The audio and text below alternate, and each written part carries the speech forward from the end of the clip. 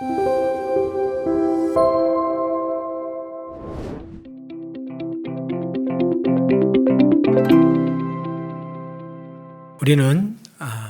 떨어질 수 없는, 또 우리가 선택할 수 없는 가족 공동체에 속했다라는 사실을 배웠습니다. 가족이 된다라는 것은 멀리서 떨어져서 사는 것이 아니라 이제는 피부를 맞대고 가까이에서 더불어 살아간다, 그런 의미입니다. 그런데 있잖아요, 이 가까이에서 보면요, 안 보이던 것이 보입니다. 힘든 상황들이 전개되는 것이죠. 멀리서 보이는, 곧 봄이 오잖아요. 멀리서 보이는 산과 또 잔디밭 너무 아름답지만 가까이 가면 또 땅도 파여 있고 병충해도 들어 있고 또 동물들의 배설물도 있고 그러한 오염된 것들이 가까이에서는 다 보여지게 됩니다.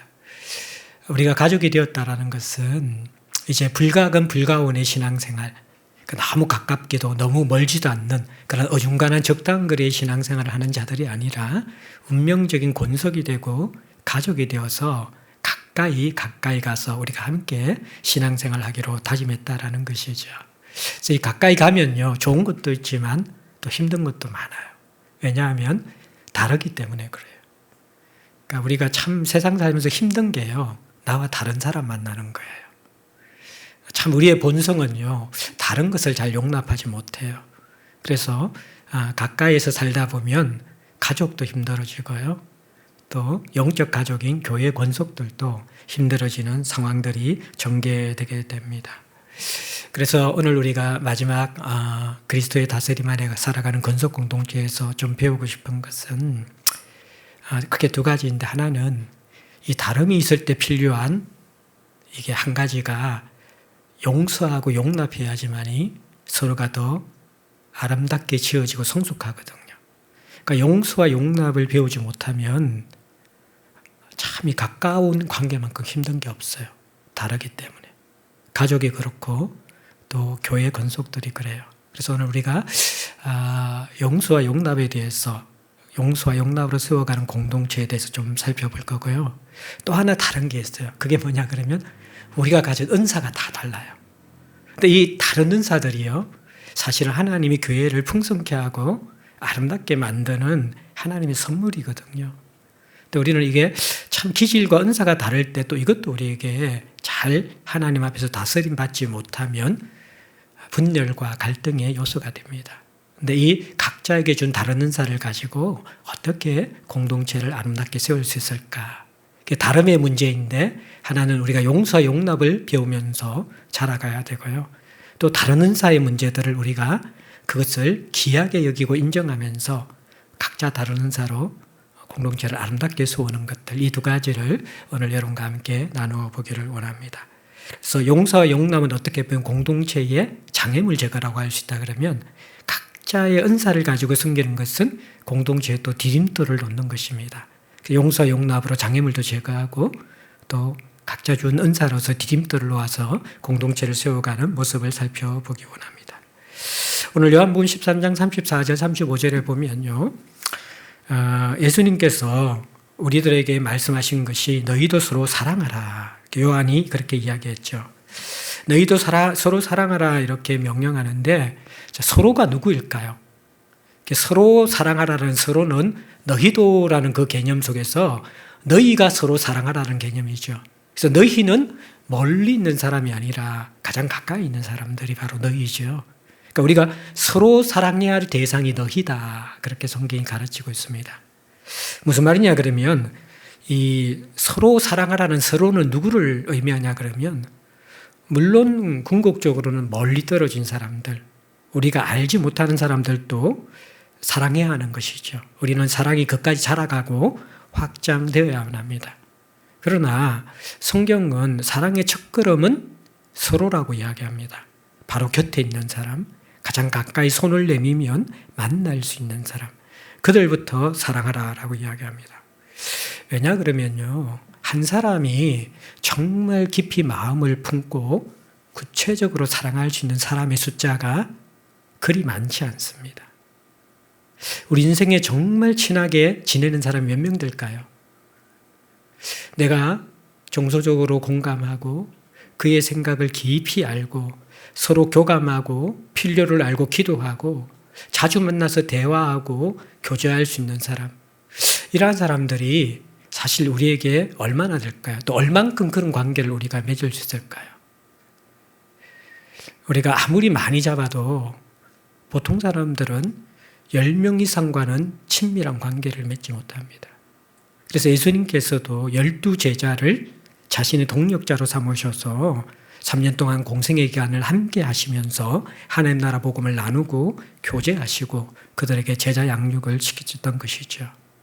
그래서 우리 역시도 정말 서로 사랑하는 이 명령을 생각하면서 기억해야 될 것은 막연한 다수가 아니라 성경에서 이야기하는 것은 구체적으로 내가 품고 사랑할 수 있는 사람, 한평생 신앙생활하면서 물론 그 대상은 조금씩 바뀔 수 있겠지만 우리가 에너지를 쏟아서 정말 이 사람과 나는 깊이 교제하고 사랑하고 있다라고 표현할 수 있는 사람은 10명 안팎이라는 것이죠. 그 정도의 사람들을 사랑하라, 그렇게 성경은 이야기하고 있습니다. 그래서 이 서로 사랑하라는 말은요, 두루뭉실한 사랑을 하라는 말이 아닙니다. 오늘날 사람들은요, 가까이 있는 사람들은 사랑하기 힘들고 그냥 막연한 알지 못하는 사람을 두루뭉실하게 사랑하는 것이 더 편하게 느껴지거든요. 왜냐하면 이것은 어떤 의미에서는 아무도 사랑하는 것이 아니에요. 별로 희생하지 않고 할 수 있는 것이 모든 사람을 사랑하는 거예요. 그런데 서로 사랑하라는 서로의 대상이 정해지고 사랑한다는 것은 굉장히 버겁고 어려운 것입니다. 실제로 우리가 서로 사랑하려고 할 때에는 영적 책임감을 느껴야 되고 우리 자신을 온전히 거기에 헌신해야 되고 내 삶을 드려야 되거든요. 구체적인 희생이 따라야 되거든요. 그 사랑은 서로 사랑, 정말 특정 몇 명밖에 할 수 없는 것입니다. 그런 사랑을 하지 않고 추상적인 사랑을 하는 것은 실제로는 우리가 쉬운 사랑, 정말 희생적인 사랑을 하지 않고 있다라고 생각할 수 있는 것이죠. 그래서 참 이게 성경의 사랑이 쉬운 것이 아니라 버거운 것이거든요. 그냥 우리가 정서적으로 감정 느끼는 대로 사랑한 것이 아니라 원수까지 사랑하는 것이고 예수께서 우리를 위하여 생명을 주신 것처럼 사랑하는 것이기 때문에 이거 쉬운 것이 아니라는 거예요. 그래서 범위를 정하고 정말 구체적으로 사랑하라는 것이 서로 사랑하는 명령이에요. 그러니까 서로 사랑하라는 명령을 공동체에 적용한다 그러면요, 어떨까요? 앞선 사람 몇 사람이 사랑해서 공동체가 풍성해질 수 있을까요? 그것은 성경의 원리가 아니라는 것입니다. 물론 앞선 목회자들이나 당회원들이나 중직자들이 훨씬 더 사랑해야 되겠죠. 담임 목사가 여러분보다 더 지난 시간에 배운 것처럼 더 깊이 섬기고 헌신해야만 되겠죠. 그러나 서로 사랑하는 것이 없게 될 때에 직분과 몇몇 섬기는 사람들에게 사랑이 다 전가되게 되어질 때에 그 공동체는 결코 건강하게 자라가지 못한다라는 거예요. 서로 사랑하라는 것은 내 사랑의 범위와 분량만큼 최선을 다해 사랑하라는 거예요. 어떤 사람은 그 영역이 한 3명밖에 안 될 수가 있어요.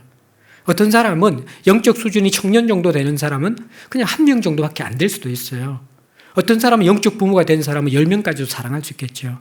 그러나 모든 사람들이 바로 서로 사랑하라는 이 부르심을 받았다는 것을 생각하면서 사랑이라는 것이 누군가 직분을 가지거나 누군가 영적으로 성장한 사람들만 사랑한다라고 생각하게 될 때에 공동체는 결코 사랑으로 채워지지 않고 풍성해질 수 없다. 이것이 바로 서로 사랑하라는 명령입니다. 자, 그러면 구체적으로 실제적으로 서로 사랑하기 위해서 우리가 지난 시간에 우리가 구체적인 사랑, 희생하고 진실하고 여러 사랑에 대해서 다 말씀드렸는데 오늘은 특별히 사랑하는 데 가장 큰 걸림돌은 용서하는 것이거든요. 이 부분을 좀 생각해 보기 원합니다. 마태복음 18장 20절부터 35절에 보면요, 용서하면 세우는 공동체에 대해서 예수님께서 말씀해 주세요. 베드로와 예수님의 대화가 나오죠. 베드로가 도대체 몇 번이나 참고 용서해야 됩니까? 그렇게 이야기하니까 7번까지 하면 됩니까? 7이 이제 이게 히브리는 완전수잖아요. 7번 정도면 완전하게 용서한 것 같다라고 생각하는데 예수님께서는 7번뿐 아니라 7번에 70번까지 하라. 그렇게 22절에 말하죠. 그러면 7번에 70번 정도가 하면 490번을 이야기하는 겁니까? 아니죠. 이것은 완전수와 완전수, 무한한 용서, 끝없는 용서를 의미하는 것입니다. 자, 우리가 서로 구체적으로 사랑하는 데 있어서요, 내가 좋아하는 사람에게 잘해주는 것은 그렇게 어렵지 않습니다. 진짜 구체적인 사랑은 언제 드러나냐 그러면요, 내가 힘든 사람들, 나와 다른 사람들, 그 사람들을 포기하지 않고 용서를 배우는 것입니다. 이게 한 개인의 성숙과 공동체의 성숙에 굉장히 중요한 부분이다. 성경은 가르치고 있는 거예요. 무한한 용서. 그러면서 우리가 잘 아는 예수님의 비유를 듣잖아요. 1만 달란트 빚진 자를 주인이 탕감해 주죠. 1만 달란트는 우리가 잘 아는 것처럼 15만 년의 품삯입니다. 15만 년. 1만 달란트는. 엄청난 이게 천문학적 숫자죠. 15만 년의 이게 품삯. 예. 일당이 바로 이게 1만 달란트입니다. 이것을 27절에 주인이 종을 불쌍히 여겨서 탕감해 주셨습니다. 또 33절에도 불쌍히 여겨서 이 종을 탕감해 줬는데, 우리가 잘 안다시피 1만 달란트 탕감받은 종이 나가다가 자기에게 100데나리온 빚진 사람을 붙잡고 그가 갚지 않는 것을 옥에 쳐넣는 그 모습이 나오죠. 100데나리온은 여러분들 노동자의 100일 품삯입니다. 그러니까 한 3달하고 조금 더 되는 그런 품삯이죠. 그러면 15만 년의 품삯과 100일 품삯 비교가 안 되죠.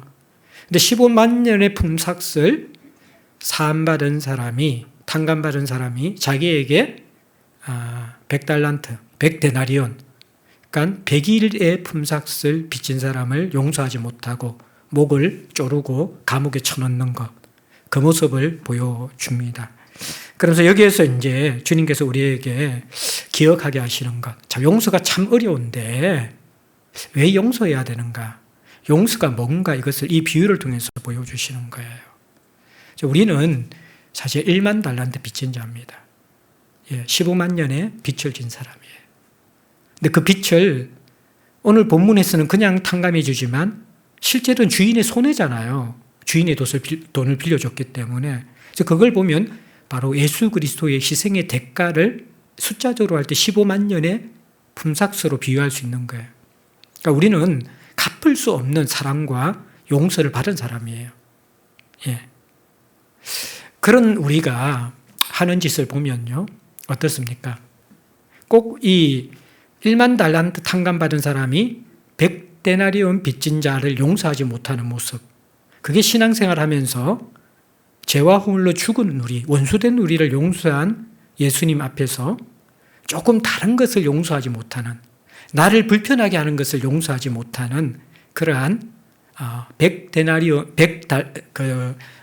빚진 자의 목을 조르고 감옥에 쳐넣는 1만 달란트 탕감받은 자의 모습이 바로 우리의 모습이라는 것, 이것을 계속 이미지로 떠올리도록 하는 것이죠. 우리가 우리에게 잘못된 자를 용서하지 않는다면요, 그 사람은 사실 내가 하나님 앞에 어떤 용서를 받았는지 사실은 제대로 모르는 사람입니다. 그리고 내가 하나님 앞에 어떤 모습으로 사는지도 까먹고 있는 사람이에요. 용서받았지만 지금도 우리 사는 모습이 어떻습니까? 거의 1만 달란트 빚진 사람의 그 모습처럼 갚을 수 없는, 용서받을 수 없는 하나님 앞에 날마다의 약함과 악함을 가지고 살아가잖아요. 그러니까 우리는 그렇게 하나님 앞에 전혀 변화되지 않는 채 마음을 아프게 하고 약하고 악하게 그렇게 살아가면서 다른 사람을 향해서는 우리의 기준이 얼마나 높은가요? 굉장히 모순되어져 있죠. 근데 이것이 죄인된 우리가 실제로 인간관계 속에서 살아가는 모습이라고 성경은 비유를 통해서 깨닫게 해주는 것이죠. 그래서 70번의 7번의 용서는 누가 하신 겁니까? 사실 하나님이 우리에게 하신 용서예요. 그 사랑, 바로 1만 달란트의 용서를 받은 우리들이 해야 될 게 뭡니까? 100데나리온 빚진 자에 대해서 내가 받은 용서를 생각할 때에 용서하지 못하는 우리 자신에 대해서 심각하게 생각해 보라는 것이죠. 이것이 성경이 이 어려운 용서에 직면할 때 내가 어떤 용서를 받았는가를 떠올려라는 교훈의 말씀입니다. 여러분들 그 복음성 가운데서 얼마나 아프실까 하나님의 마음은, 그러한 찬양, 박종호 씨 찬양 있잖아요. 조금 전에도 제가 목양시에서 박종호 씨 찬양 듣다가 내려봤는데, 인간들을 위해 자기 몸을 주었지만 사람들은 부족하다 원망하네. 이게 이제 인간들의 모습이죠. 늘 하나님께서 자신의 생명과 몸을 주셨는데 우리 살아가는 모습은 늘 부족하다고 원망하는 모습이라는 거예요. 근데 이러한 자들을 끝없이 용서하시는 그 하나님의 사랑, 예수님의 사랑을 우리가 깊이 생각해야 되는 거예요. 내가 용서받은 죄인의 감격이 없으면요, 될 것만큼 또 다른 사람 용서하지 못해요. 내가 다른 사람을 용서하지 못한다는 것은 역으로 하나님께 제대로 된 용서를 경험하지 못했다라는 반증이 되기도 한다는 것이죠. 용서는 어렵지만요, 하나님께 용서받은 사람은 용서할 수밖에 없다라고 이야기합니다. 그러면서 에베소서 3장 4장 32절에는 서로 불쌍히 여기며 용서해라, 서로 친절하게 하며 불쌍히 여기며 용서해라, 그렇게 이야기합니다. 불쌍히 여기라는 것이 뭡니까? 내가 정말 용서할 수 없는 사람에 대해서 긍휼의 마음을 품으라는 거예요. 왜냐하면 대부분 내게 상처 주는 사람은요, 누군가에게 상처를 입은 사람일 가능성이 많습니다. 가까운 경우에는 이게 아버지 또 부모님인 경우가 많죠. 그죠? 대부분 사람들은 사랑을 많이 받으면 사랑을 사람들이 흘려보내고요, 상처를 많이 받으면 또 상처를 사람들에게 흘려보냅니다. 그래서 참 저 사람 왜 저렇게 행동해? 말투가 왜 저렇지? 저 사람 정말 이해가 안 돼. 왜 저렇게 사는지 모르겠어. 근데 그렇게 이야기하는 대부분 그 대상들이 상처 입은 사람들일 가능성이 아프니까 그런 거예요. 그래서 우리가 그들의 겉모습만 보는 게 아니라 속이 아프기 때문에 끝이 그렇게 드러난다는 것을 생각하면서 불쌍히 여겨라, 그렇게 가르치고 있습니다. 불쌍히 여기지 못하면요, 가장 불행한 것이 용서하지 못하는 사람이에요. 용서하지 못하는 사람은 용서하지 못한 사람과 동거하며 사는 사람이에요. 예. 내가 누군가를 용서하지 못하면 그 사람 내 안에 있어요. 그러면서 끊임없이 욱하는 분노와 짜증과 내 마음에 이 정서를 혼란케 하는 것, 내 영성을 피폐하게 만드는 것, 그것이 바로 용서하지 못한 내 안에 사는 사람이 하는 일이에요. 그래서 우리가 불쌍히 여기라는 말은 그 사람이 상처 입은 사람이라는 것을 인정할 뿐만 아니라 용서하지 않으면 나도 어떻게 보면 그 사람께 동거하면서 그 모든 부정적인 에너지에 휩싸여서 내 인생을 제대로 살 수 없는 사람이 된다. 사람이 누군가의 용서하지 못하는 그런 원망과 짜증과 분노의 감정이 한번 뒤덮기 시작하면요, 일상을 제대로 못 삽니다. 대부분 에너지가 거기에 다 부정적인 에너지가 다 쏟아져 버리는 것이죠. 그래서 불쌍히 여기며 서로 용서하라 그래요. 근데 이제 용서가 참 어려운데, 그래서 우리가 용서를 좀 잘 배워야 돼요. 용서를 잘 배워야 돼요. 참 이게 용서가 어려운 게요, 사람이 참 희한한 게 분명히 상대방이 잘못했는데, 예, 어떤 경우에는 그 사람이 내게 용서를 구할 때도 있어요. 나보고 너가 잘못했으니까 너가 내게 용서를 구해라, 적반하장식으로 그런 경우도 많은 것이 인생살이입니다. 살다 보면. 여러분들이 진짜 제대로 그리스도인으로 살면 그런 일 많이 당합니다. 그런 일 많이 당해요. 바보처럼 알거든요. 그래서 자기가 잘못하고 나서도 내가 잘못한 것처럼 직장에서나 여러분들 가까운 관계에서 그렇게 공격받고 비난받고 그럴 수 있습니다. 그게 우리예요. 그러니까 이게 참 이게 용서하기 힘들죠. 잘못하고 나서 용서를 빌어도 용서할까 말까인데, 잘못하고 나서 심지어 적반하장으로 내 잘못이 자기의 잘못이 아니라 나 자신의 잘못이라고 그렇게 공격하는 경우도 많습니다. 참 힘들죠. 그리고 또 하나 이제 참 제가 용서에 대해서 자주 이야기하지만 참 이상한 게, 우리 용서를 얼마나 못 배웠냐 그러면요, 대부분 우리도 그렇고 우리가 만나는 사람들이 용서에 대한 주제를 이야기하면 내가 용서해야 할 사람의 이야기만 많이 합니다. 근데 내가 잘못해서 용서를 구해야 될 자신의 이야기를 하는 사람들은 거의 드뭅니다. 이게 인간의 죄성이고 자기중심성이거든요. 어떻게 나도 연약하고 죄인인데 살아가면서 늘 내가 용서해야 될 사람만 있죠? 내가 용서를 구해야 될 사람은 없나요? 이게 우리가 사실 용서를 못 배웠다라는 거예요. 자기중심적인 관점에서 보고 있다라는 것이죠. 사실 우리는 어떻게 보면 용서해야 될 사람이 70%라 그러면 내가 용서를 구해야 될 사람이 30% 정도는 될 수 있잖아요. 우리의 인격을 볼 때는. 근데 살아가면서 우리가 이게 없거든요. 그게 정말 이 용서 속에서도 우리는 자기 중심성 속에서 사람이 많이 살아가기 때문에 정말 기도 속에서 자기를 돌아보지 못하는 사람은 용서를 못 배웁니다. 또 용서를 구할 수 없습니다. 그런 용기를 가질 수가 없는 것이죠. 또 하나는 이제 여러분들께 용서하라 그러는데 상대방이 용서 구하지 않는데 어떻게 용서합니까? 참 이런 어려운 문제가 있어요. 용서하고 싶어도 도저히 말도 안 통하고 나보고 손가락질하는 사람을 어떻게 내가 용서하는가? 예. 저 사람이 용서를 구하지 않는데 우리가 용서할 수 있는가? 이런 문제도 있고요. 또 우리의 자기 중심성 속에서는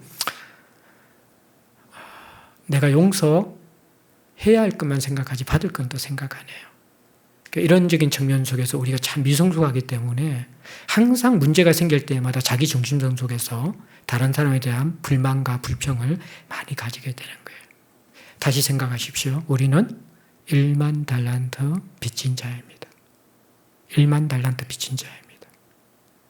그러면 하나님과 사람 앞에요. 용서를 구할 곳이 엄청 많은 사람들입니다.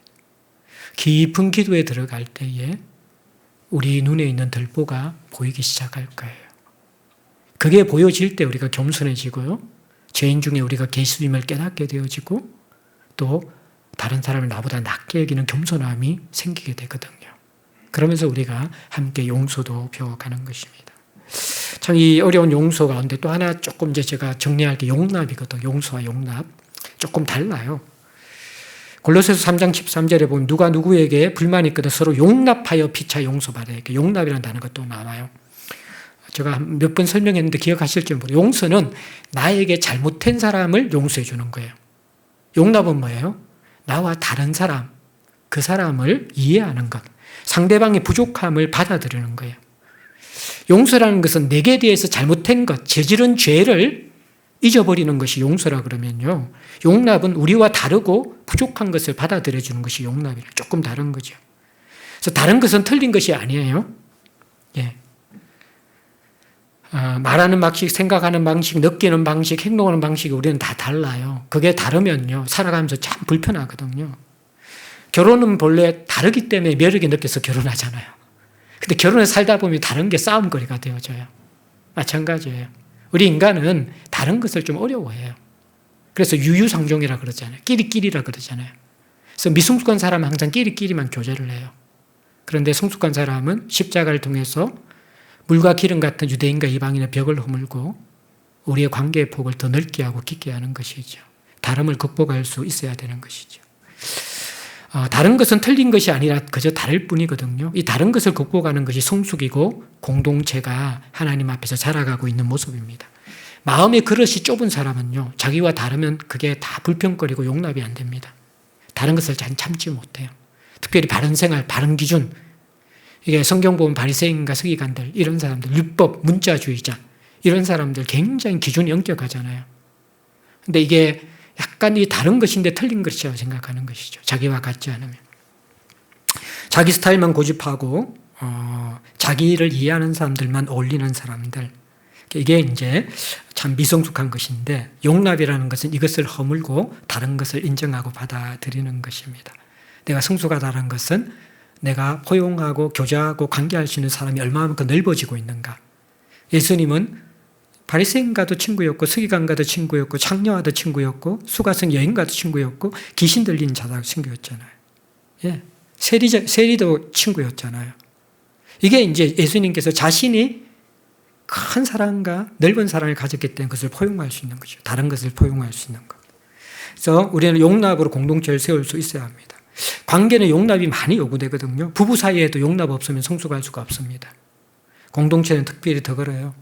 공동체 같이 일하다 보면 능력이 부족하고 잘 못 따라오는 사람들이 있어요. 우리 교회가 참 건강한 것은 함께 가려고 하는 거예요. 근데 대부분 공동체는 그렇지 않거든요. 용납한다라는 것은 부족하고 약간 뭔가 덜 떨어지고 뭔가 잘 따라오지 못하는 사람을 구박하거나 밀어내지 않고 그들 편에서 함께 보조를 맞추면서 사랑의 속도로 발맞추어 가는 것. 그게 용납하는 공동체의 특징이라는 것입니다.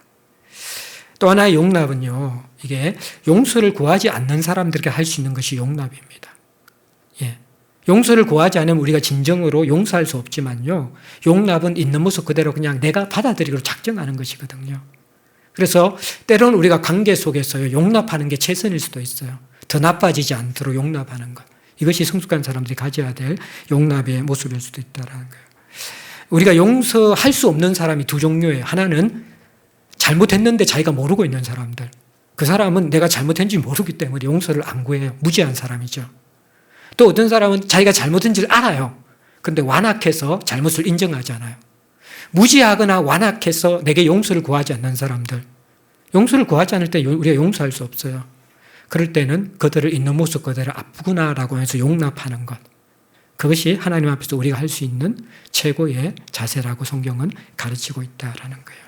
용서와 용납은 우리가 아니라 그리스도에게서 오는 거예요. 다시 한번 내가 1만 달란트 빚진 자라는 걸 생각해요.